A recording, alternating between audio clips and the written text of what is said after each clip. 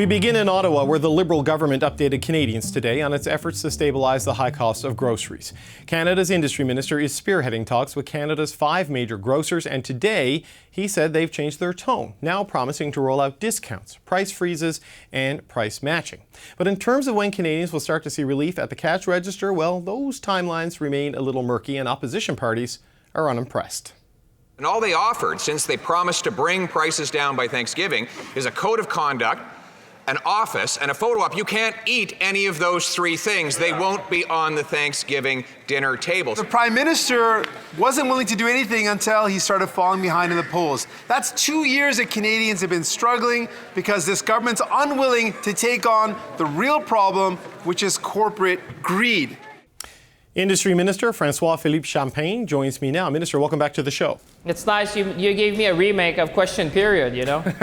Yes. That's okay. You should put my answers. I mean, he was not smiling as much when I answered the leader of the opposition. Well, let's get your answers now, Minister, because you say you've secured these commitments from the 5 major grocers and people will see a decrease in prices when they go to the grocery store. So when I go out this weekend to get what I need for Thanksgiving dinner for my family, what kind of a price savings am I going to be looking at? Well, what we've presented today is a 5-point plan. And you're right, what we have secured from the major grocers in the country is a number of things. And then I gave example in a press conference and you related to them. But I saw some of the flyers today. I think we've seen already a rollout today and in the coming weeks. What we need to do is to create a more competitive environment in this country in order to stabilize prices for the short, long, and medium term. And that's what we need really, because, you know, what we have done basically is to kind of shake the tree. Because I think it's been a bit cozy in Canada when it comes to grocery. And now what we've said is that enough is enough. We asked them for plans. They came back, but there's also a whole set of measures. You know, the office, for example, that we've created is going to monitor these plans. We're also going to go against, to highlight shrinkflation to help consumers. We said we're going to collect more data to help the independent grocers to better negotiate. We have the code of conduct. Competition reform is key because ultimately, what you need is more competition in order to stabilize prices. But honestly, if you start looking at some of the grocers, and I know their plan, they're going to try to outcompete each other. And the real power, David, is the 40 million Canadians, because we can change their spending pattern. We can decide to go one way or the other. So it's for them now to answer to consumers across the nation and say, we heard you, and here's what we can do for you. Okay, I want to talk about competition in a second, but right now I want to stick with prices of individual staples that Canadians need each and every week in their kitchen. You say you looked at the flyers? Yes, I did. What price drops did you see on core things, and how are any of those related to the federal government's efforts on this? Well, I mean, we push them. And I think we ask them to be more ambitious and long-lasting when looking at price freezes. I don't want to mention any brand because obviously it's for them to compete. But what is interesting is what we saw this morning. They're going to try to outcompete each other. And that's the good thing, because you've seen people were focusing on Thanksgiving, offering a number of discounts. And what we see is these kind of discounts that are being offered are going to be matched by others. And then beyond Thanksgiving, we need to make sure that they take measure around price freeze. We talk about basket of discounted goods. We talk about price matching What's in that basket, Minister? Like, well, I guess I'm hoping for some specifics. Like, is milk going to be cheaper? Bread? Are we talking about chicken? That's what are we looking at? That's for the grocers to say, because they're competing with each other. Different grocers will do different things because now they're all watching each other. Trust me, they're all watching. If one does that, the other is going to respond to that because they want your dollar. And what we did as government, we shook the tree. Now they said, okay, this is real. There's going to be more competition. So this is what we need to do. And I saw some movement this morning. We're going to be monitoring. And if it's not enough, David, we'll do more.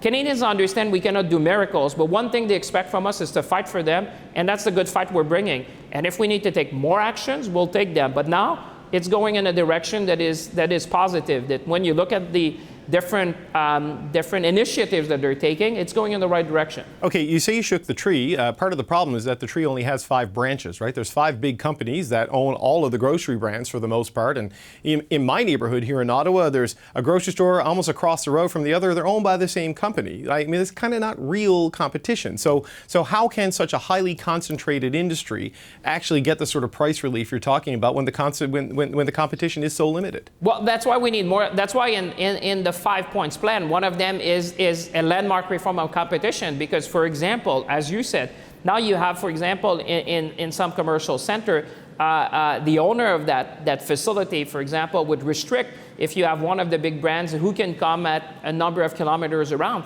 Those type of things need to stop. And certainly that's why the reform on competition is probably of everything, David, the one which will have the biggest impact, because it's going to, competition creates a downward pressure on prices. Right. That's always the case. So that's why we say it's not only what they're going to do, the grocers, it's the four other things that we've proposed together that are bringing us in the right direction. But you're right.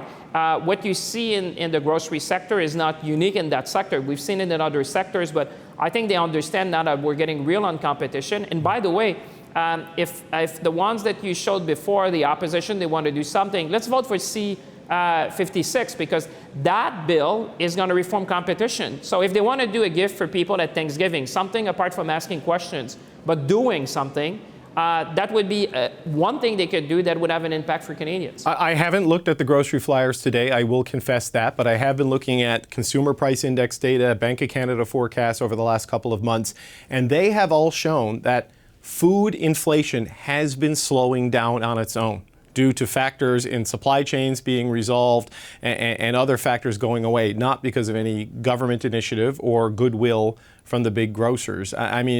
But that's good news. We're not going to complain if it's going down. Well, but is the government and the grocers trying to take credit for something that would have been happening naturally because of the change of factors? We want to accelerate and expand, and we want to do more. If it's a good thing if it's going down, but we want more and we want it faster. That's clearly the message, and we want them to be creative. And actually, David, if you look at what's been done in France and if you look at what's been done in the UK, I think the plans that we have put together compares very well to what you've seen. Those are the two jurisdictions that we've been looking what governments have been doing there. And I think if you look at the Canadian plan and you ask international experts, they'd say, you know what?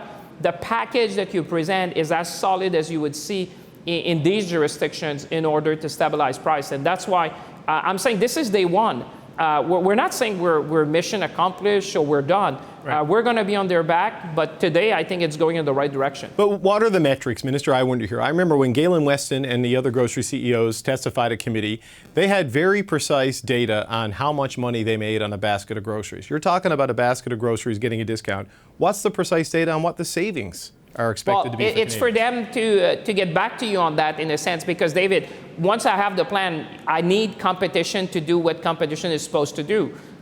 Because they're going to outcompete each other. So what we did for us, we gave them an objective. But the how, we said, that's for you. You have to compete for my dollar. And the biggest power we have is the 40 million people watching tonight, because if we change our spending patterns, you bet that we're going to see benefits for Canadians. That's the power we have, you and I together and everyone else watching. Right. Because that's really what they're going to respond to. Obviously, I'm going to be there watching like a hawk. We can put measures in place. We're going to push the international manufacturers. But ultimately, we as consumers have the power to say that brand has responded better to the call of action by the government, and we're going to support that. We're going to buy there. And I bet that the others will follow. Well, Canadians, they don't have a lot of discretion in buying food, right? So if the core staples don't actually change, that people may not actually feel the relief. So if this competition you're counting on doesn't have the desired effect of driving down prices, when do you make good on the Prime Minister's threat of punishing them with tax measures? Listen, everything is on the table. I have been clear. The Deputy Prime Minister has been clear. Everything is on the table. But for now, we're almost like what they want. And from what I've seen and what I've heard from them, and by the way, it was the first time I'm told in Canadian history that a government would have called the 5 grocers to come explain themselves, and it allows me to express the frustration of 40 million Canadians. But now they will have to respond, because one thing that we have, David, you and I and everyone watching, we can change where we go, which banner we support based on the offering. That is something we have, all of us. So for me, that's why I say this is the objective, but how you do it, it's for you to outcompete each other and for Canadians to have the benefit of that. Wouldn't that be happening anyway in standard market forces like competition? I think that the push we give, we see more, we see it faster, and I think we'll see an expanded version of that. Okay, that's my feeling. Just as a final question, you say everything is on the table.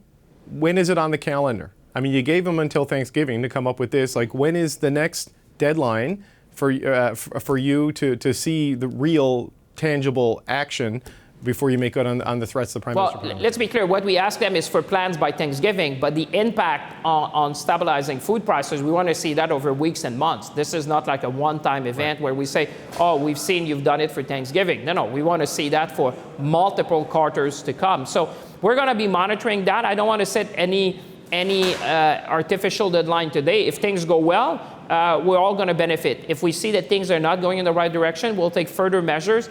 And like I said, the work is not over. The data we're going to have, for example, on the price within the supply chain is going to help the small independent grocers. The code of conduct is going to play its part. The pressure we're going to put on international manufacturers is part of it. So this is really work in progress. But at the end of the day, we're fighting the good fight for Canadians, and I think that's what they expect from us. Minister François-Philippe Champagne, thanks so much for your time. Thank you very much, sir.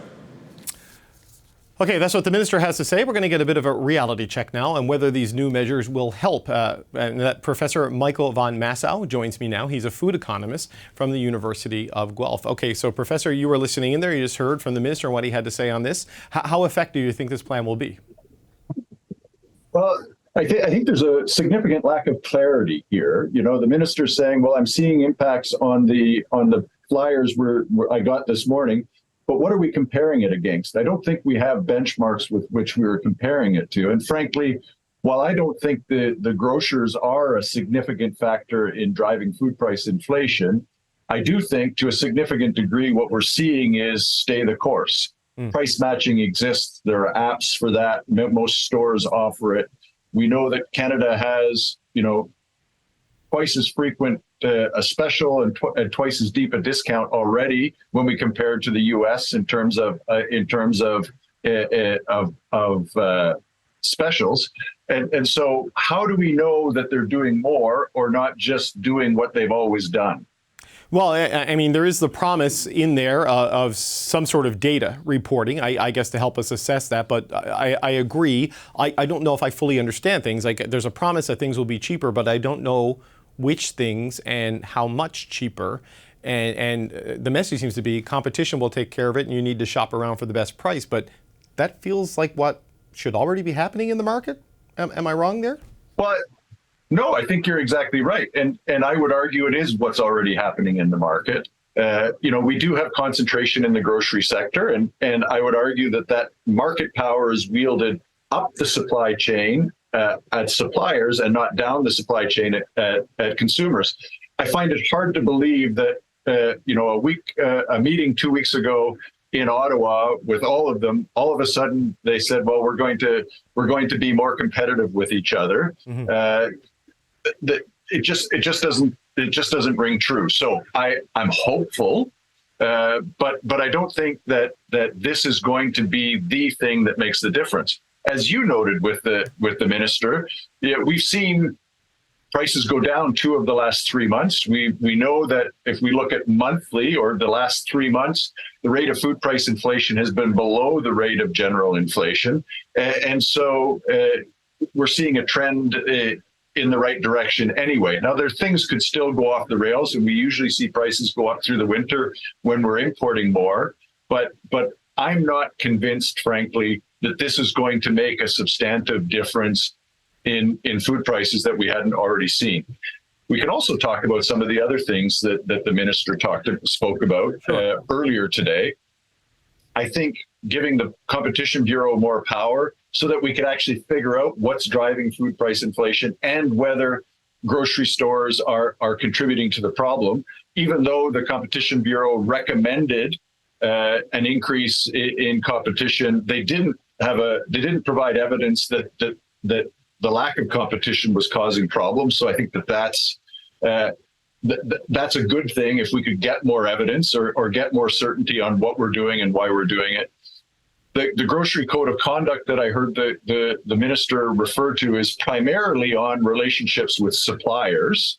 And frankly, we heard Michael McCain from Maple Leaf when they were testifying in Parliament that he was agnostic about the impact on prices with respect to the grocery code of conduct. And I would argue that there's potential for the grocery code of conduct which is maybe a good thing, but there's real potential that it's actually inflationary rather than lowering prices.